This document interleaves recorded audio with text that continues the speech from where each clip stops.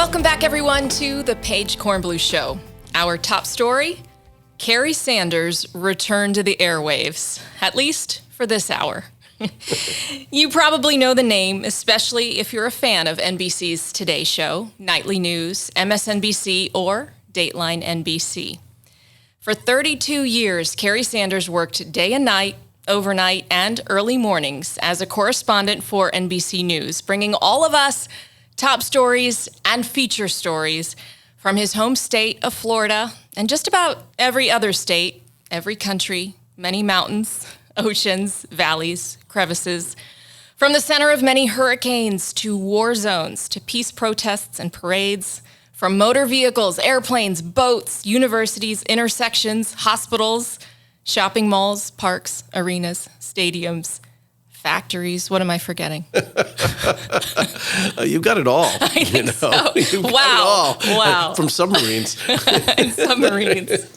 Sitting on sharks, I'm sure. And for a few stories when our TV careers crossed paths, I had the honor to report alongside this guy, sharing video and contacts and information to bring to viewers on air. And as you can tell, sharing laughter and some great conversations here and there over the years off air. So happy and honored to have you, Kerry Sanders, on the Paige Kornblue Show. Although I think you can take it from here, so I'm just going to grab some coffee. No, it's great to join you, and I'm so honored to be requested to come join you and to see you. Obviously, I've been aware of everything you've been doing, but to come on the show and see the explosion of like this, podcasts is interesting. Yeah. For many years, I was on the same railroad track doing news. I will say that you nailed one word there perfectly. Which one? Which wasn't day, it was overnight. Oh my God, how many overnights did I work to get those stories together for the Today Show? Yeah. So never complaining, but nobody has any idea how that 2-minute news story on the Today Show, how much work goes into it. And I've often wondered to myself, somebody's at home and the Today Show is on, they're in the kitchen, their back is to the TV as they're reaching to get the cup of coffee. Their back is to the TV as I'm like, do you have any idea how much work went into this? Please just turn around and watch. They're listening. Yeah, every video clip, every edit and interview you would work to create, and your phone would ring at all hours of the day. Correct. And correct. That comes with the territory. Yeah. No complaints. Loved it. I had 2 phones as well as a hard line, 2 cell phones as well as a hard line. You could reach me. If you couldn't reach me within 2 minutes, that was my fault. I always could get back if I didn't answer the phone, and it came with the territory. It's why it's why news is so exhausting but exhilarating at the same time. How is it now for you? It's funny. I thought, well, this is going to be great. I'm going to, not have to worry about that. And a friend of mine said, Kerry, because he retired right ahead of me, he goes, when a phone call comes, it's just a phone call. If you don't answer it, it doesn't matter. So I'm like, okay, I got that down. And then another good friend of mine who retired said, do yourself a favor. Don't watch the Today Show and Nightly News for the first couple of months every day, because you will sit there and go, I wonder how I would be doing that. Would I be on that story? Should I have done that? Oh, they missed this, whatever. So I took that advice. But what I didn't realize is I needed to learn how to relax. I thought for sure 42 years or so of just news in general, 32 at NBC. Of course I know how to relax. I have a Saturday off and I'm relaxing. But I had to go through the whole process of learning to relax. So now I'm about 6 months in, and I can say I finally now have gotten to the point where I can say I'm relaxing. Wow. Congratulations. Thank you. Cheers. It takes a lot for people who are busy and curious to slow down. And you don't know it. No. You don't know it. A friend of mine gave me this line recently. This is right before I retired. She needed something done. And she said, if you need something done, ask a busy person. Interestingly, when you're really busy, you get everything done. Now I'm getting down to the point where I am, learned to relax. I've slowed down, and I've got some things that I need to do, but I also realized I don't need to do it today. It doesn't matter. I can do that tomorrow, which is kind of nice. It is kind of nice. Do you miss it, TV news? Yet? Yeah, do I miss it? There are some things that I would like to be doing. Certainly some feature stories that I would like to be doing. But the day-to-day, I have basically exhausted every story that you could possibly do, having done it multiple times. Breaking news, I don't miss that at all. School shootings, tornadoes, earthquakes, obviously the hurricanes that, I did more than 100 named storms in my career. I don't miss that at all. In fact, there's only one natural disaster I never covered. I'll see if you can guess what it is. Think about it all. I mean, I've done, ice storms, blizzards. What's the one natural disaster that you would think I have not done? Tsunami. I covered tsunami, volcano. Volcano. And I was like, wow. I would like to cover, but I never did. That's okay. I can go visit a volcano. There's one constantly erupting out in Hawaii. I bet they would have sent you just in your last hurrah. Well, my last hurrah, they said, is there anything that you want? And I said, you know what? I have had a chance to report from every state but one in the country. Is there any chance you could give me that one state left? And they're like, absolutely no problem. Just come up with a story idea. We're going to send you there. Where is it? And I said, oh, Alaska. And they're like, oh, great, Alaska. The furthest you can get, really, from down here in South Florida. Right. And so I spoke to a producer friend of mine, and I said, well, we need to come up with a good story. And she's looking into it, and she gets back to me. She goes, how about we do depending on how you look at it, the shortest day of the year, the winter solstice. And she goes, it'll right before you retire. You can go up there and we'll do the story. Like, what do people do? It's dark. How do they live? If we go a little bit further south, they can have a little bit of light, and we'll look at that life there. And it happened to be near a place that they've named North Pole, Alaska, so we could have some fun there doing a little bit of Santa Claus stuff. And went up, and I learned things that you don't know. This is what I've always loved about my job. People say, well, what is it about your job? I said, okay, my job is like that very best day in school. And they always look at me like, huh? The very best day you have in school, all school year, is the field trip. And my job is a field trip every day. I've loved the fact that. So I get to Alaska. I've never been, and it's cold. Now, I'm going to let you play a game here with me. Okay. How cold do you think it was? Below, how many below? 20 below. Okay. 40 below. 40 below. So I'm like, okay. I've been in cold temperatures, but not a consistent 40 below. Mm-hmm. In fact, I went to North Pole, and NBC sent me to Antarctica. And believe it or not, this was colder than those two stops. Okay, so that's how cold it was. And this is Kerry Sanders, who's normally in shorts and sneakers. Exactly, right? Exactly. And so what did I learn? Well, I learned, first of all, I don't know why people live there. Yeah. And when they start their vehicles in the morning, their trucks, basically, everybody has a pickup truck, even your rental is going to be a truck of some type, is plugged in to keep the block warm. Mm-hmm. But once the truck is started, you never turn it off. So you go to a diner, and all the trucks in the parking lot are running. There's nobody in them.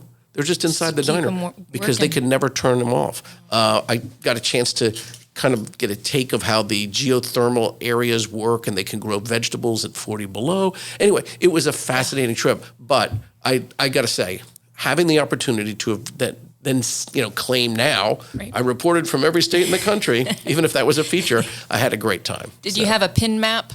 I should have. I do have, on your Google map, it will tell you where you've been with your pictures and everything else. Unfortunately, I started long before the internet. Right. So I don't have a lot of pictures, a lot of places that I've been.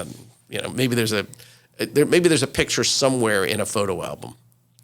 Why now retirement for you? Because I know there's a lot more in there. Yeah, it was just the right time. It just felt, I'm 62. I had 32 years at NBC News. I had 42 plus years in journalism, and it just felt like the right time. And I feel very fortunate that I could step away. You worked in TV news. You don't make a lot of money in the business, but you actually have these incredible experiences. And it just worked out that my wife and I, we live a pretty frugal life. We have our house in Fort Lauderdale that we bought before everything went crazy in South Florida with the real estate and everything else. And if we can do it now, why not? And, I was on the road 200 days a year on average, which is never been a complaint of mine. But my wife was getting like, are we ever really going to spend much time together if you're always doing this? And so during the pandemic, the first year, nobody went anywhere. And so I was home all the time, reporting by Zoom, standing in the backyard, doing live reports and everything else. And while that was boring, the upside was that we realized, hey, we still love each other. We get along great. I don't have to be on the road 200 days a year. Let's take advantage of this. So that was just sort of the timing, and here I am. And your wife, Deborah, she's a writer. She's a journalist as well. How did you two meet? The short version. Yes, I will give you the very short version. There is a town in Florida called Immokalee, Florida. Some people know it. A lot of people don't. It's in Collier County. It's an agricultural community. So back in 1983, 84, there were these horrific freezes in the state of Florida. Not only decimated the citrus industry, but in the wintertime, that's where the nation's vegetables come from, the tomatoes and the peppers. And so I was working at a local station in Fort Myers, Wink TV. She was a reporter for the Fort Myers News Press, and we're both out covering the same story. And I was out with some farmers. She was out with some growers. And later that morning, all of the farmers get together at the same diner, Aileen's Diner. And so I met her there at the diner, and it grew from there. Good one. Love it. I love that. Through your work, you were right in the mix of just about every big story in our nation, in our world, through those, 40 plus years of your career. How was it to be right there in the mix when you look back now? Well, I'm thrilled and pleased that I was not only able to be there, but I came out with all my fingers, my toes, my hearing, my eyesight, because going into specifically war zones, so whether it was in Central America or going into the first Gulf War, the second Gulf War, going to Afghanistan. Afghanistan was right after 9/11. So this is even before the U.S. military was dropping the first bomb. The only people that were in Afghanistan that were from the U.S. government were maybe a few CIA agents that we would never see because they were so concealed. All the different places, from Albania to Kosovo to Belgrade, all these sort of things. I feel incredibly lucky to have witnessed it, seen it, and also come to my own conclusion that when there is war, absolutely it is the innocent people who are not even involved in this fight that pay the highest price, that lose their homes, their families, very often their children or their parents are killed, and it's just the byproduct of what happens. And when you see that, you can absolutely say to yourself, if your nation is going to go to war, has all of that been taken into account? Because it is so painful to see somebody who's just trying to feed their family realize that they're now burying their father or their children. Yeah. Excuse me, you and I met doing some local news stories, some tough stories. And I went back and I looked, and it was 2007. And they were two really, tragic, really breaking news stories, right? We had the Sergeant Rika case down in Pompano, the BSO Broward Sheriff's deputy who was shot and killed. He was checking license plates, right, that were questionable in the middle of the night. And then a few months later, we were doing the town center Bokikio case, the mother-daughter who abducted. These are still unsolved, if I remember correctly. Both are still unsolved, I believe. Tough stories, and I think back to those times. How did you stay in reporter mode, right? Through so many, the war zones, the local stories here in Florida, nationally. You talk about the tragedy, that really hard to stomach. Mm-hmm.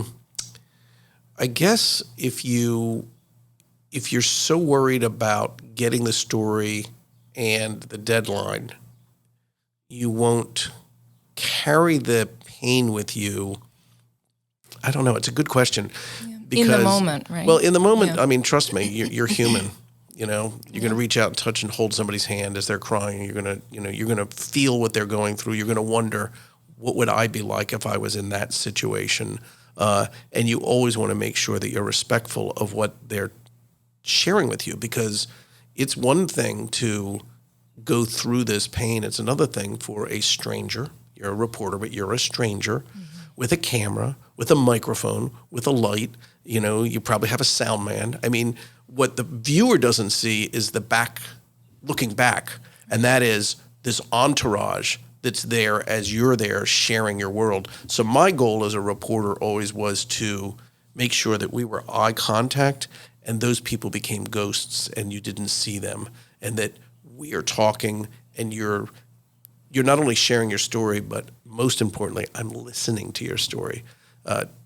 Far too often, there are some novice reporters who don't understand that the two most important things you can do is use your ears on either side of your head and listen. But yeah, I mean, there are obviously some things that will last with me forever. People who I interviewed in Haiti, for instance, a lawyer and she wanted to talk out against what was then known as FRAP, and it was Raul Cedras was the military authority, I guess you would say at the time, and he had basically assumed control. But FRAP was an organization that was not only vicious, but they were taking over the authority of the country in concert with the military. And this lawyer, well-spoken woman, wanted to talk about why this was wrong. And she knew that it was a very dangerous thing to speak, but she decided to speak out. And our story aired on NBC, and the next day her car was cornered on a street. Cars from various sides came at it. They got machine guns out, and they shot and killed her. That will live with me forever. I mean, she knew the risk she was taking, and as much as I said, "Are you sure you want to do this?" I'm not sure I fully understood that risk would be people showing up with machine guns and just spraying the car and killing her. And then, those kids grew up without a mother, Yeah. So you think about the power and importance of what we do in the media, And Haiti right now, if you look at it, it's a disaster today, a different type of disaster, but it's still a country without a government. It's a country where it's unsafe, and we see people leaving the country every day. Because Florida is only 700 miles away, they're coming here, So you kind of recognize the power of what you do and how important it is, and sometimes how the chances that other people are taking to share with you are truly life or death chances. Absolutely. And I think one of your strengths has always been connecting, whether you're doing the life and death, the serious stories, and swinging beautifully to the silly and crazy and that's what wild. I like to do. That's what I like to do. I mean, if you're talking about what I want to do, I want to go, I want to go shark diving and talk about the different sharks and what's happening there. I don't mind, jumping on a roller coaster and doing something live, right. Sharing kind of like my personal experience along with everybody else. And, because news can be such a heavy, heavy, heavy burden on your mind. I mean, it can be depressing. You need the upbeat too. And so I felt very fortunate that I was given the opportunity to do a lot of those sort of upbeat, fun stories. I think that's probably what keeps us in it so long, right? Yeah. Is the variety, and every day is different. People have described you as TV gold, which I would agree. Your colleagues, when you were retiring, they said, no matter the story, if Kerry Sanders was behind it, you knew it was going to be memorable. Well, that probably comes down to curiosity, because, you're talking to people and, the more you are curious, it's never really my story. I told other people's stories, and telling other people's stories was listening to what they had to say.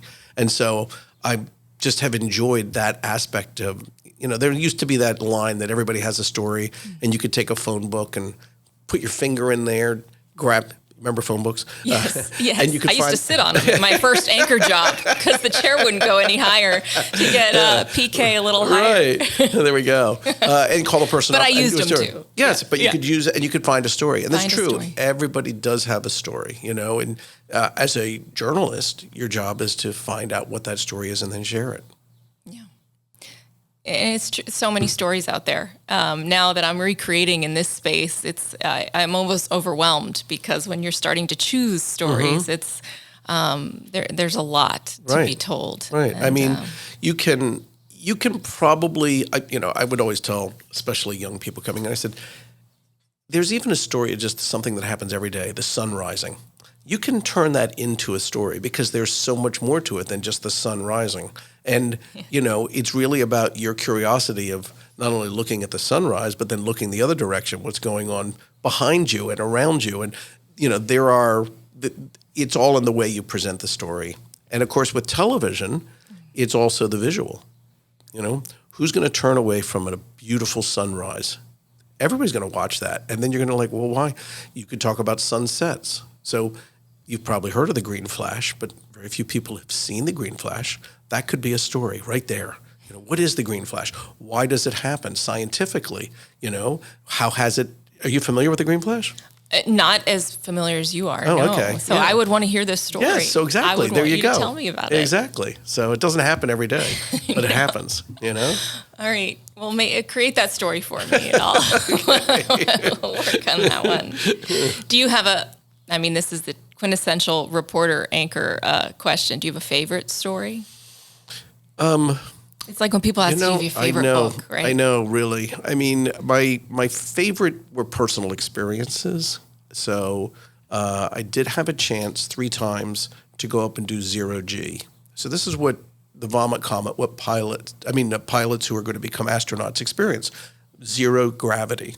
So the first time I went up, there was some folks from Northrop Grumman that were bringing in some school teachers, and they were going to use this 0G experience to basically ignite their interest so they could pass it on to kids. And so we had a school teacher from an elementary school who is laying on the floor of the airplane, and I'm laying. So there's no seats on the plane. And what the plane does to give you the sense of 0G is it does a parabola. And if you remember from your math what a parabola is, the plane goes up, and then it does a dive bombing down. And in that dive bombing down moment, you become 0G, 0 gravity. And so you float. And it lasts for about 29 seconds. So I'm laying there with the teacher, and she has a big head of frilly hair, and she's laying there. And I said, okay, now as we float up, I'm going to ask you a question. So the minute we start feeling the plane go, I start asking her a question. And as she floats up and I float up, you actually think in your mind, well, it's like swimming. Not at all. You have no control of where you're going or what you're doing. And so she begins to float up. Her hair is all out, stringy, kind of like, it looks like it's static electricity. It's like all over the place. And she goes up against the back wall of the plane. I go up as I'm asking her the question, and we can hear each other. I kind of go head over heels. And as she goes up against the wall, my head is down and my legs are out. And I wind up doing both legs on the side of her head while you're getting a picture here. I am. Yes. I want and to she's see this answering video. the question. And so they later named that the inverted Mexican wishbone. I'm not sure why, but that was a moment that I will always remember. But the sensation of being 0G, in terms of personal experiences, that along with going up in a fighter plane, going up in a F-15 or L-39, which I did a couple of those opportunities as well. Did you ever get a chance to go up with like the Blue Angels or anything like that? Oh, incredible. And it's funny. You might think to yourself, and I'm sure a lot of guys wonder this, did I make a wrong turn in my life? Should I have become a pilot and maybe been a fighter pilot? I am so glad that I did not become a fighter pilot. It was exhausting. I loved every minute of it. I didn't throw up, But wow, what an experience to do it, but not something that I wish I did every day. So, things that I would say were my favorites, those are like personal experiences, diving with whale sharks off of Mexico, going to the North Pole, jumping in the water with just my shorts on. Of course you did. Crazy. Yeah. And the water's 29 degrees because it doesn't really freeze because it's salt water. And so I was in the water for I don't know how many seconds. And I was up there with the Russians, and it was the Russian nuclear-powered fleet. And they tied a rope around my chest. And I said, "What's that for?" And they go, "Well, in case your heart stops, we'll pull you back in and restart your heart." So, again, personal experience here. When you get in water that cold, and I was not even in there for half a minute. I mean, it was just a really short period of time. All your blood pulls center mass. And so when I finally got out, I had no blood in my hands, no blood in my feet. I mean, it was the worst, pins and needles times a million. And then the Russians go, "Well, here, you must drink now. Here, vodka, you must drink." And it actually was great to drink the vodka. And the cameraman I was with, he was an NBC cameraman based out of Moscow, and he's on the assignment with me. And I can't really do his accent. He goes, "Kerry, I wasn't rolling. Let's do it again." It's just a little bit of a joke. But, favorites, those are like my personal experiences. The stories that I told of other people. One of the most powerful stories I think I told was talking to two of the only 3 survivors at the Surfside collapse, and having them tell me about what happened and what they went through that night when the building collapsed. And there were 3 people in the interview because one of the daughters had been out clubbing and hadn't come home and came home to that disaster. So it was incredibly powerful, very remarkable, not only their survival, but the physical rehabilitation that they're going through and the mental anguish. And they lost the mother and the child lost a father, husband. And, it was a very, very meaningful, powerful story for me to let them tell and for me to listen and then share. And it's home, we're here in South Florida, and that could happen to any of us, no matter, where we live or who we're visiting. On that same note, the hurricanes, and you stood in many. Yes. I know people want to know, why do you guys do that? Why do you guys do that? Yeah, why do we do it, right? I always say it's to show you what you shouldn't do, like parents, to show you how bad it is. But we're sent out there, and you work time and time again. So how do you explain that coverage? Well, I think we do it to show people the force of what's going on. If you watch a hurricane in the aftermath, you do get the shot of the roof blowing off or the building coming down or the sign blowing. But when the hurricane's going, if you just trained the camera on that roof, you might watch for 45 minutes to an hour to finally see that roof come off. But the reporter can stand out there and you can see what they're going through. Now, we don't stand out, obviously, during the whole hurricane. We go out, do our live report, and we come back into what we believe is a safe area and try to demonstrate what's happening. I would often wonder whether I should get a scarecrow, put the scarecrow out there, stand inside and just narrate.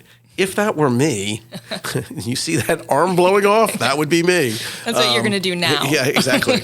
I'm not sure, right or wrong. It's just what we do. And clearly people take away something from that.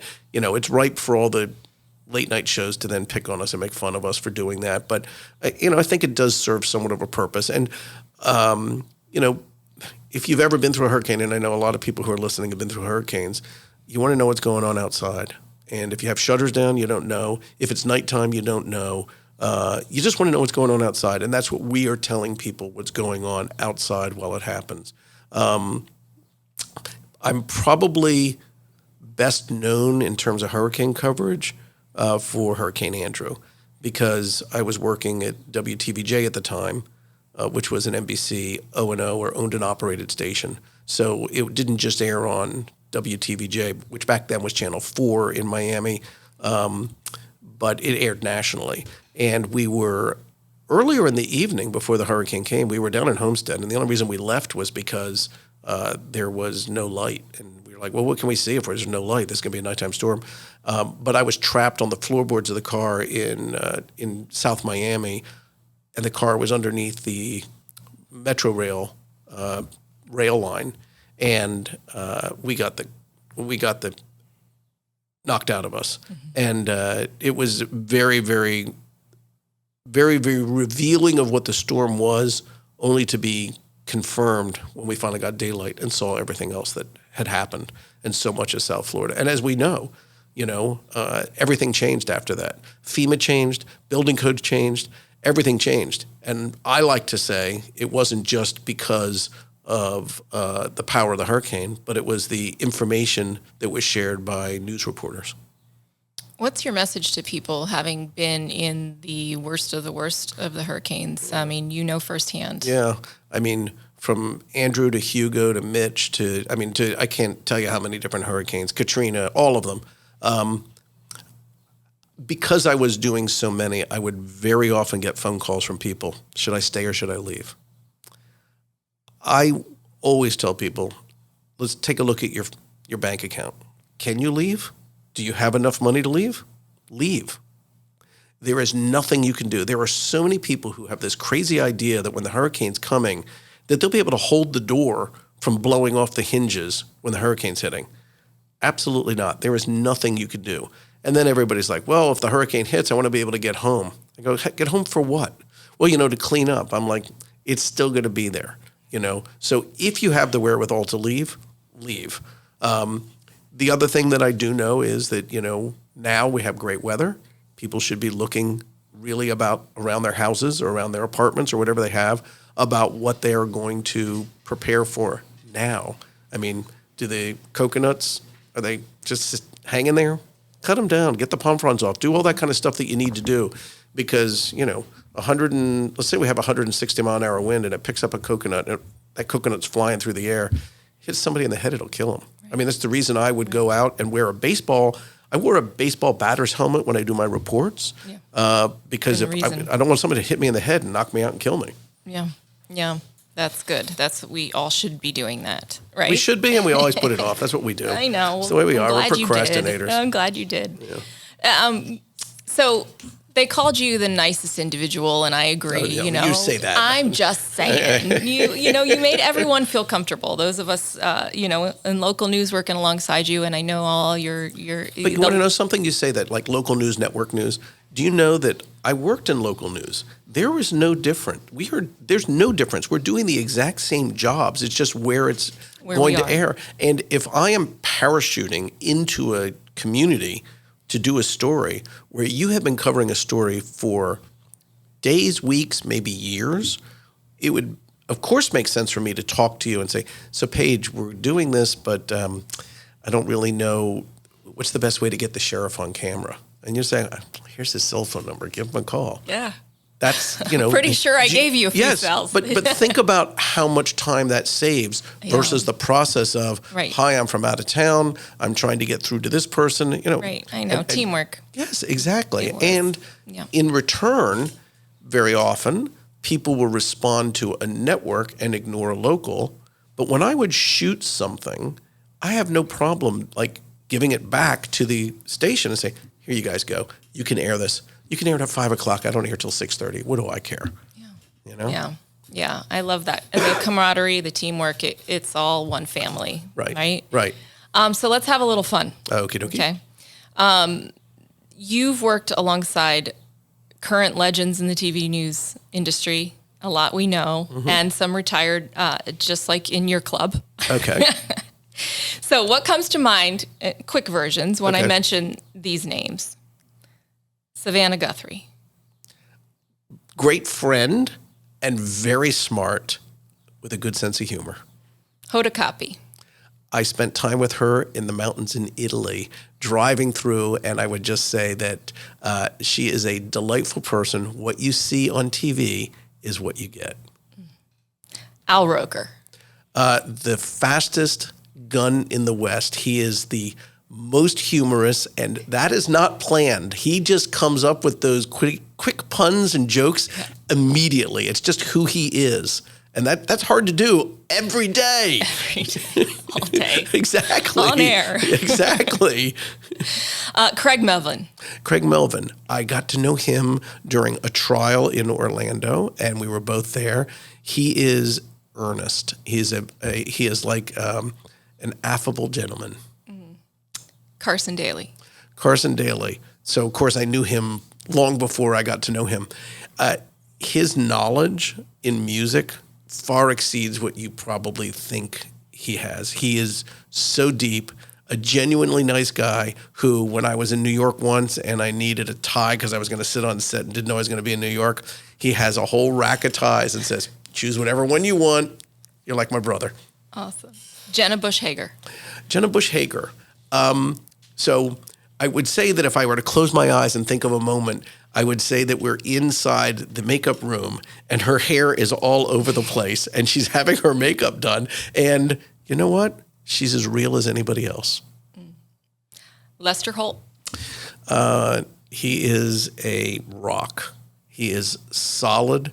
He is a nice guy. He has deep, deep, deep skills as a journalist. And you will understand this.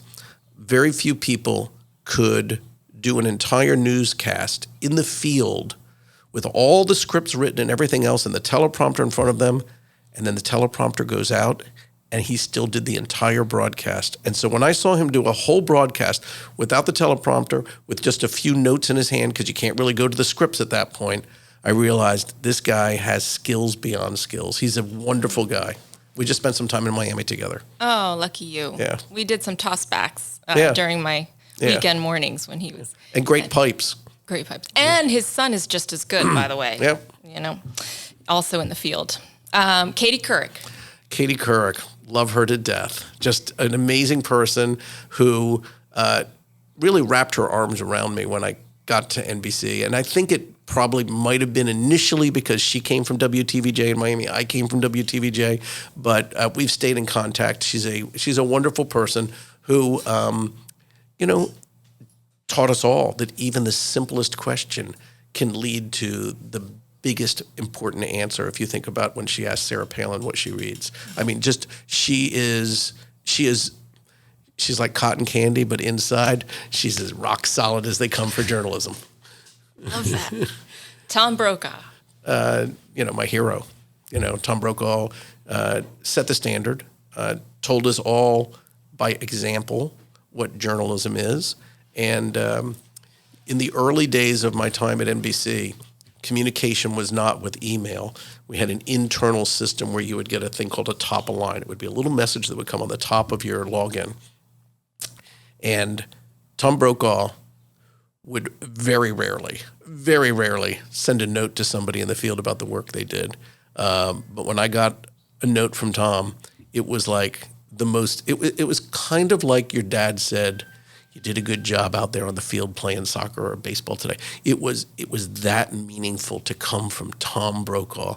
So when I retired, he mustered the strength, because he has some illness right now, to say some very kind things to me on a video that, is a tradition in television news to have a video of everybody saying goodbye to you and thank you for your work. But he set the standard, and in many ways was part of an industry that has changed dramatically.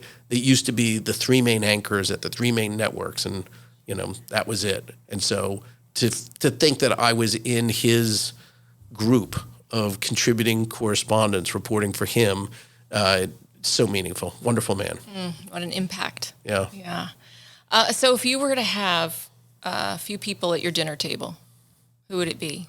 A handful of people. People Someone who are still asked me alive? that once. Doesn't matter. Well, if they're not still alive, I would like to have, because it's kind of like basically interviews. Yeah. So I would like to have, Jesus Christ. I'd like to have Hitler there so we can really understand what the hell was going on there. Muhammad. Those are kind of like the historical figures of things. And I am kind of like a sci-fi guy, so I do love the idea of thinking that you could travel in time back, you could travel in time forward, Steve Jobs, those sorts of things. But I've actually found in my reporting career that what I really enjoy most is sitting with people who are not well known, people whose names you've never heard from, and getting their stories and then sharing them. So who would I want? I mean, it would be, the Jane Jones and the John Smiths that you don't know sitting around the table sharing with me. I mean, some of my most memorable moments were sitting in Albania inside a farmer's house as he was providing us some food, which was some freshly baked bread and some local yogurt that he had made from his farm before he took us on a walk through a minefield to get to a spot where we could get some shots. And you have to put your foot where he puts his foot so that you're not going to step on a mine.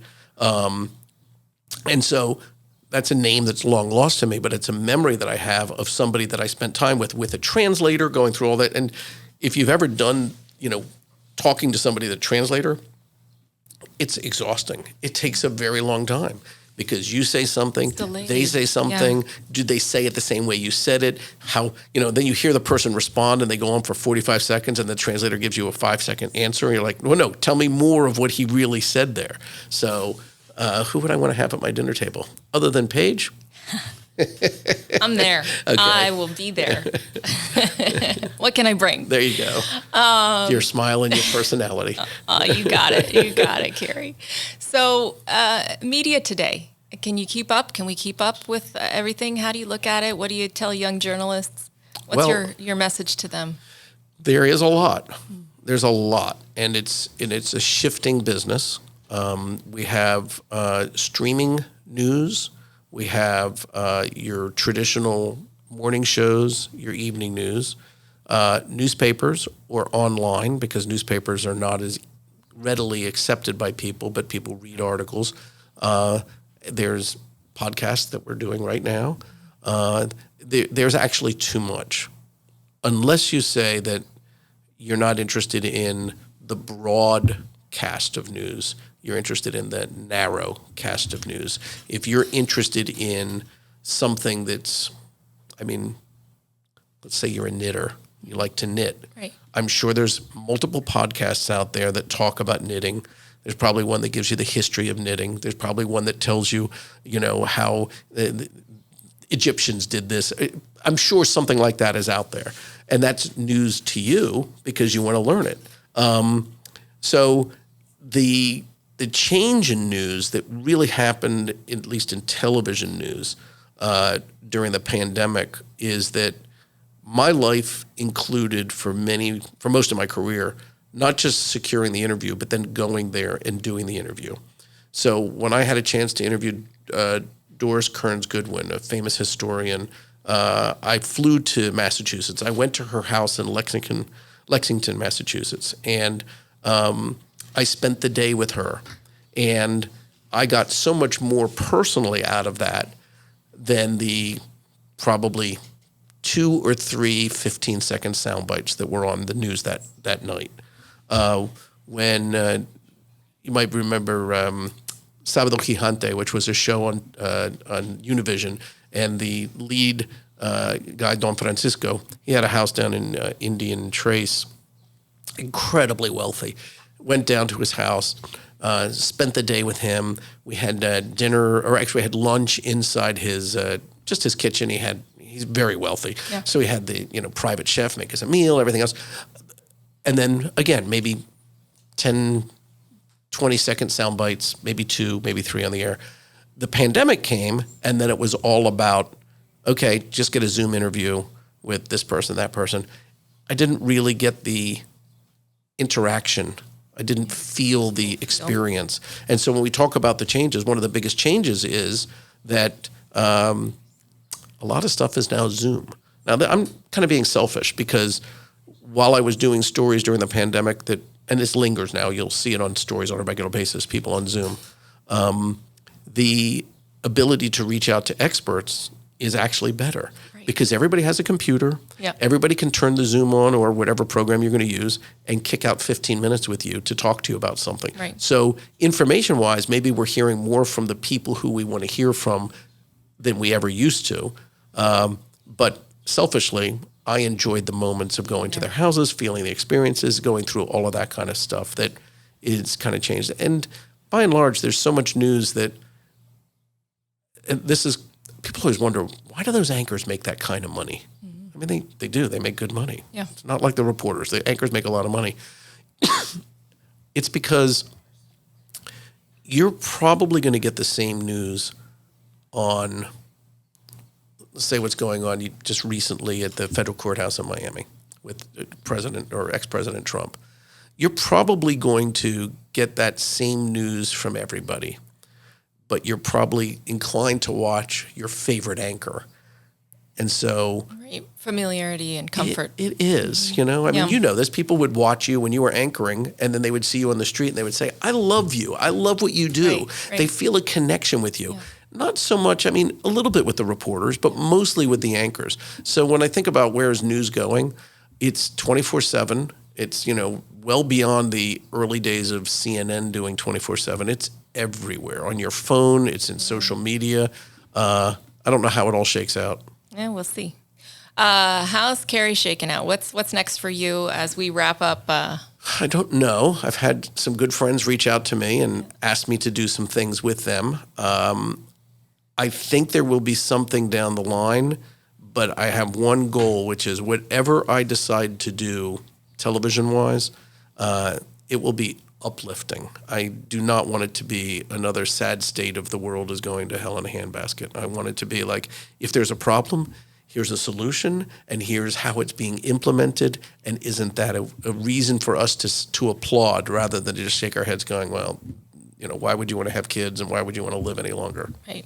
Well, amen. I agree on that one, and that's kind of why I'm doing what I'm doing, because I'm like, that's what I missed about news, right? And I think you do too. Yes. So that's what you would want to continue. Yes. And I can't wait to see where it goes. How can everyone connect with you?